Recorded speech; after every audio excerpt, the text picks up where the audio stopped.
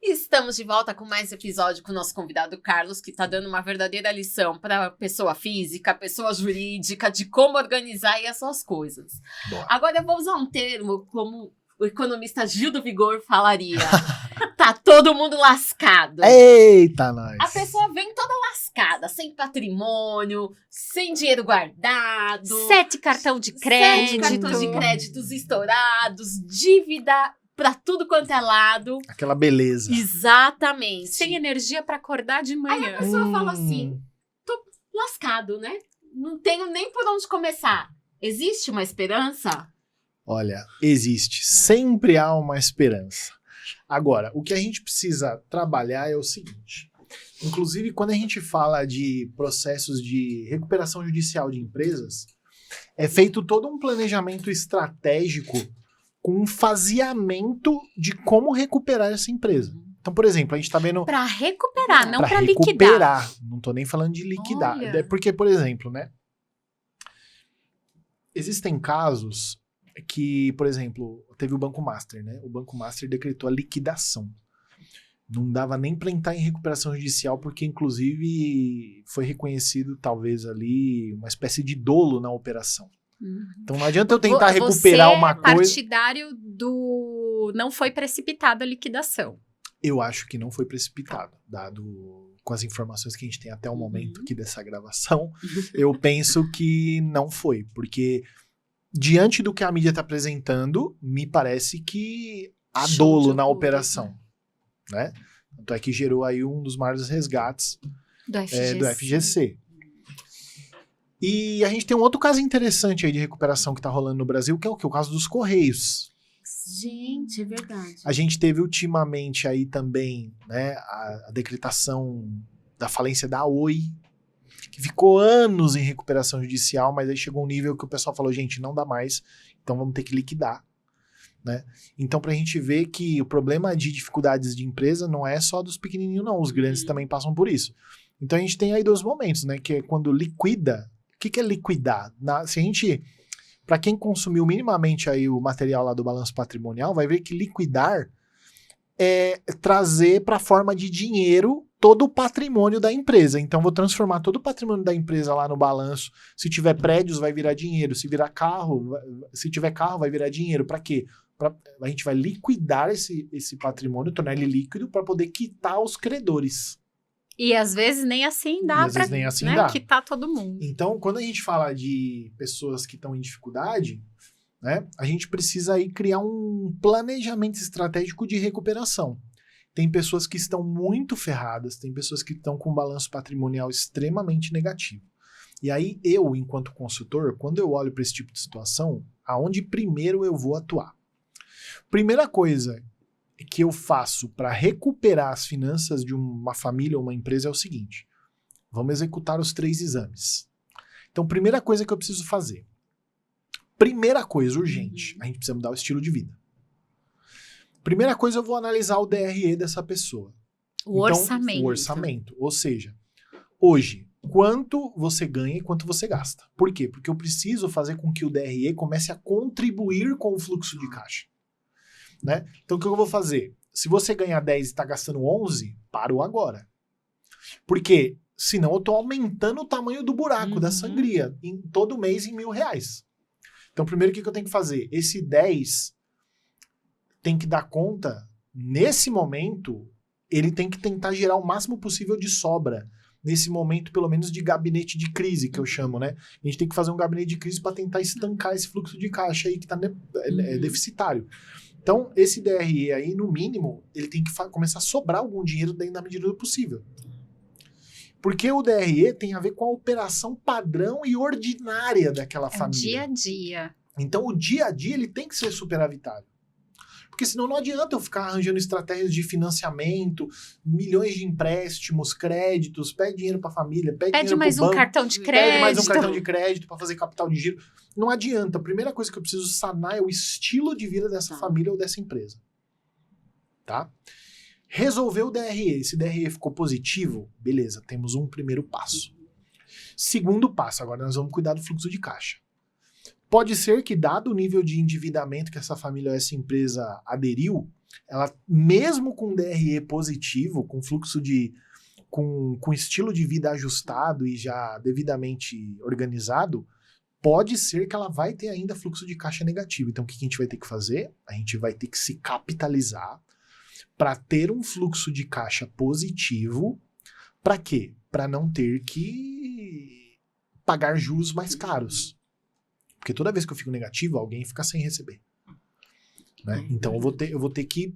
Primeira coisa que eu tenho que fazer, você que está endividado ou a empresa que está endividada, fazer um controle do perfil de dívida que você tem. Né? Então, eu preciso trocar o máximo possível dívidas caras por dívidas mais baratas. Eu preciso ter um custo de capital de giro menor possível. Tá? Então, por exemplo, se eu fiquei negativo por me descontrolar e entrei no limite do banco, o que eu tenho que fazer? Procurar um perfil de dívida mais barato. Mais barato, tipo empréstimo pessoal Exatamente, empréstimo pessoal versus limite, ou por exemplo, pode entrar inclusive até no pacote lá do DRE. Por exemplo, a pessoa tá com um carro que custa 100 mil.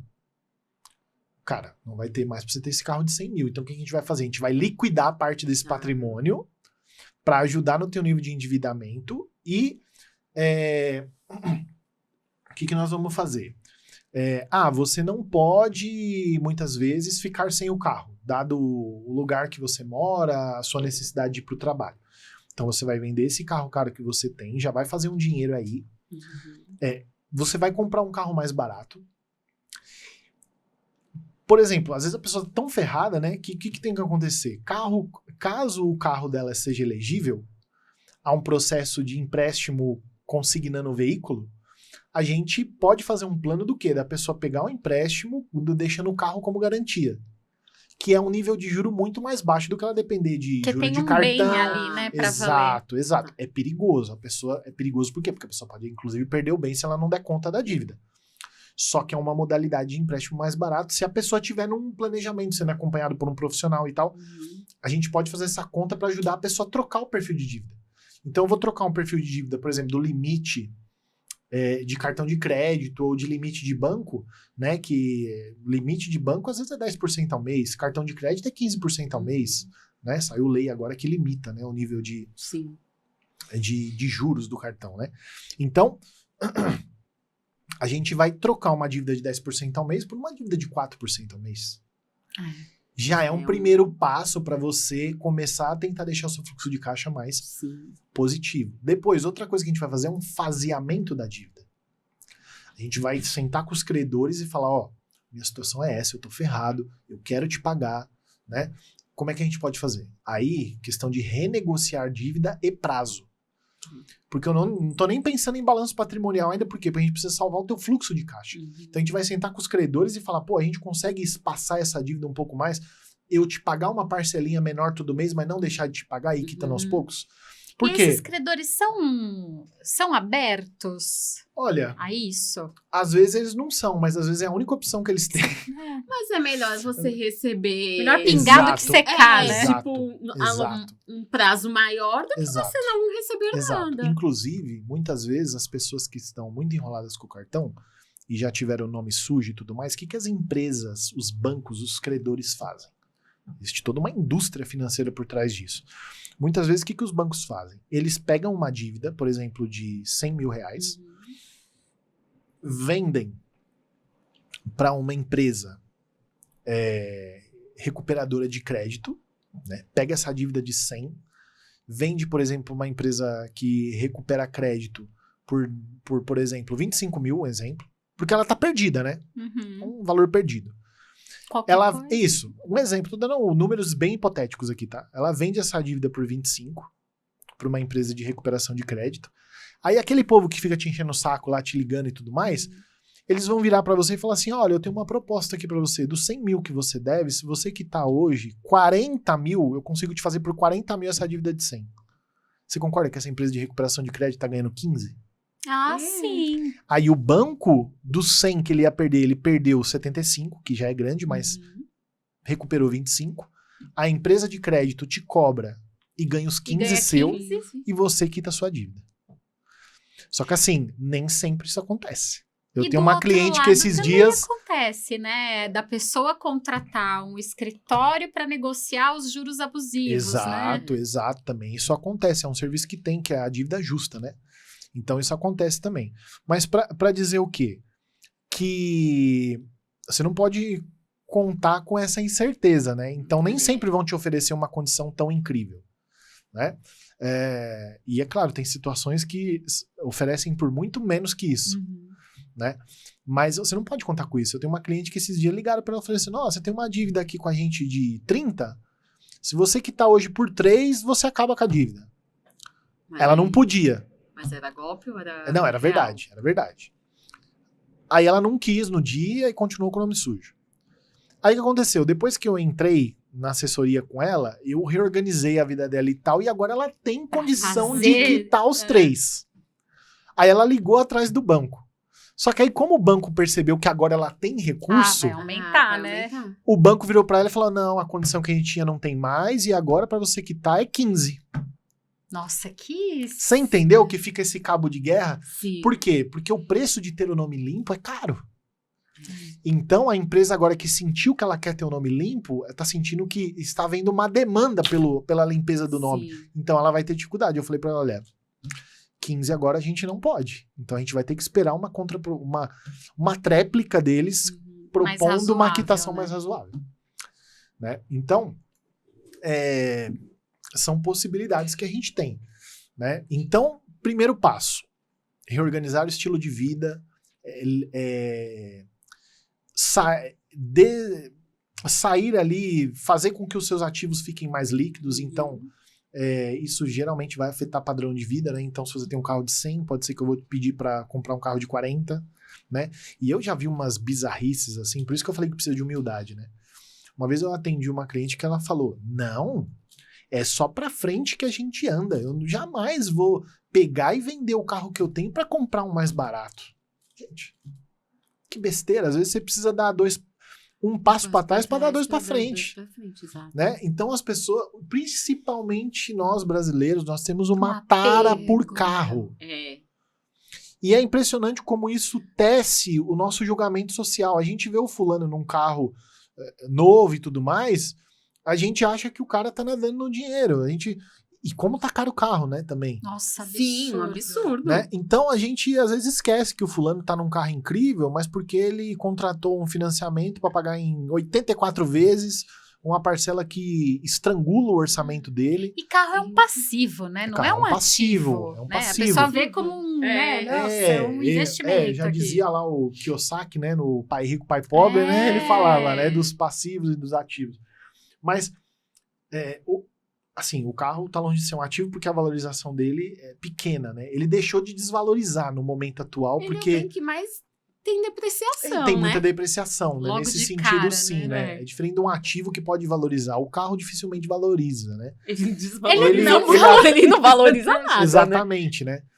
A gente tem um congelamento, assim, do preço dos carros usados, né, ultimamente. Eu não sei como é que tá a tendência do mercado agora, mas... eu tenho um colega que comprou um carro há uns 10 anos atrás por 30 e o carro dele hoje ainda vale 30, porque houve um movimento no mercado de carro, né? Mas para dizer, a gente tem que estar atento ao padrão de vida, porque senão a gente estrangula, né? Então, tem solução para você que tá quebrado? Tem. Pode ser que seja rápida a sua recuperação? Pode ser que não. Mas precisamos começar, né? Então, há solução. Há solução. As empresas se abrem para a possibilidade de quitar dívidas.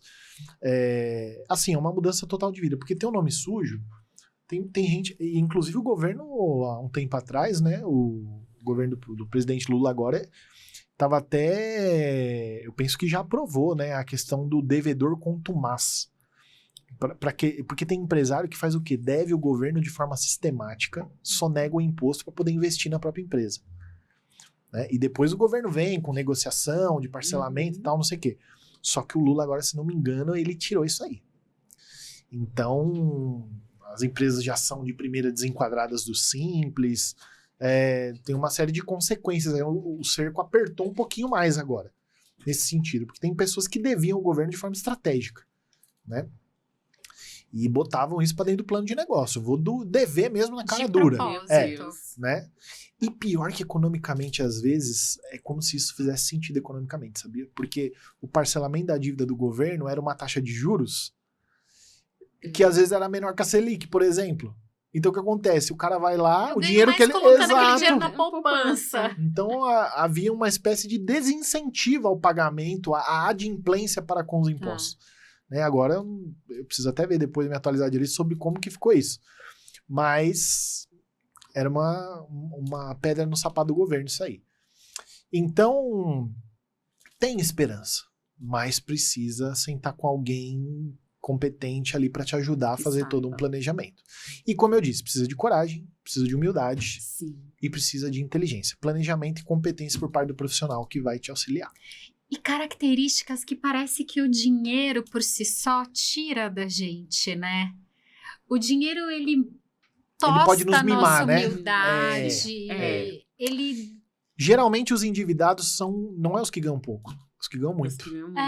Pode prestar atenção, né? Como, por que a humildade é importante, né? Geralmente, quem chega atrasado no trabalho é quem mora perto ou quem mora longe? Quem mora perto. Porque acha que tá perto de chegar, a pessoa acorda em cima, né?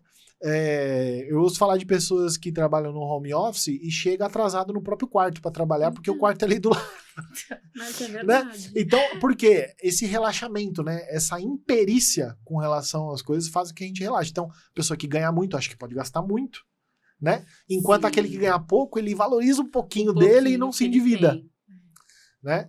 Então, essa é a humildade, né? Eu conheço gente que sai do extremo da Zona Leste para trabalhar no extremo da Zona Sul e chega todo dia no horário. E tem gente que trabalha do lado da empresa e chega atrasado. Então, conheço muito. São exemplos. É uma postura diante da vida, Exato. como um todo, né? Exatamente. Não tem uma frase, você que é filósofo, você vai lembrar, né? Do jeito que você faz uma coisa, você vai fazer todas as outras. Eu não lembro quem que disse isso, mas Não tem aqui de primeira quem falou também, mas é uma situação que com certeza deve figurar aí no repertório dos filósofos, com certeza, né? A gente... ou como dizia esses dias, minha sogra disse um ditado interessante, né? Ela falou, é o peso do cachimbo que vai entortando a boca. Então, ou seja, é o hábito de... A gente vai adquirindo inconscientemente certos hábitos, né? Que vai passando pro resto da vida toda. A gente meio que se torna aquilo que a gente faz repetidamente, né? Inconscientemente. E vai influenciando as novas gerações, as crianças, os nossos filhos. Exatamente. Que responsabilidade que a gente tem, né, Carlos? Com certeza. É um processo constante de reeducar-se, educar-se e tudo mais, né? Tem um ditado que diz assim, né? Se você não viver aquilo que você acredita, você vai acabar acreditando naquilo que você vive. Uau! Então, se a gente não se esforça o suficiente para viver aquilo que a gente acredita, aos poucos o que a gente vive começa a moldar o que a gente acredita. É verdade. É isso mesmo. Você Então, confirma, né, essas crenças. A ação vai começando a dominar o nosso pacote de crenças, né? É isso. A esperança, gente. Se então precisar, eisme aqui. É confortável saber dá que pra saber existe que A esperança. pra tudo tem uma solução. Não sabemos quanto tempo vai demorar, mas dá Mas pra como arrumar. é que você falou? Precisa de humildade Coragem e planejamento. Perícia, né? Prudência para poder... E paciência. Paciência. Acho que dá para elencar esses 4 aí. Vamos enxergar essa experiência como um superpoder que a gente Exato. precisa ter. E como dizia o tio do Homem-Aranha, grandes poderes exigem grandes responsabilidades. É isso aí. Né? Com essa máxima, a gente fecha o nosso 3º episódio. E quarta-feira tem mais, com novidades quentíssimas. Então da não parceria, percam. né, Carlos? Exatamente. Vamos dar as mãozinhas e construir juntos. Exato. Então, se você nos acompanhou até aqui, quarta-feira, às 12h30, estamos de volta com o nosso último episódio.